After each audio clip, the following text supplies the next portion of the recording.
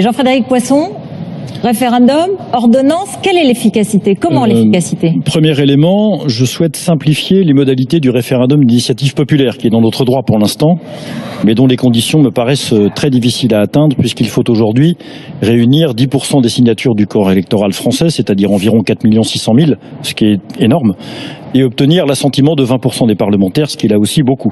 Donc il faudrait abaisser ces seuils pour que la possibilité pour l'opinion publique de demander l'inscription d'une loi à l'ordre du jour soit facilitée. Deuxièmement, je ne partage pas l'avis de Jean-François Copé sur cette affaire des ordonnances. Je me souviens d'avoir bagarré comme l'orateur du groupe à l'Assemblée contre la loi Macron. Il y avait à l'époque 38 ordonnances qui étaient prévues dans le texte.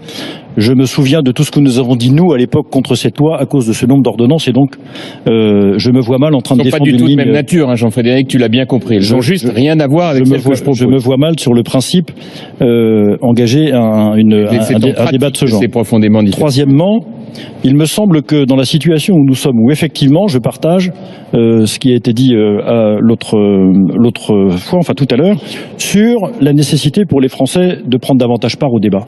Il y a un temps de maturation pour les décisions. C'est vrai que nous sommes en crise et dans l'urgence, mais je me vois mal démarrer un mandat en, malgré tout, quoi qu'on en dise, en squeezant un peu le Parlement et en l'empêchant de trouver le temps de la maturation pour débattre.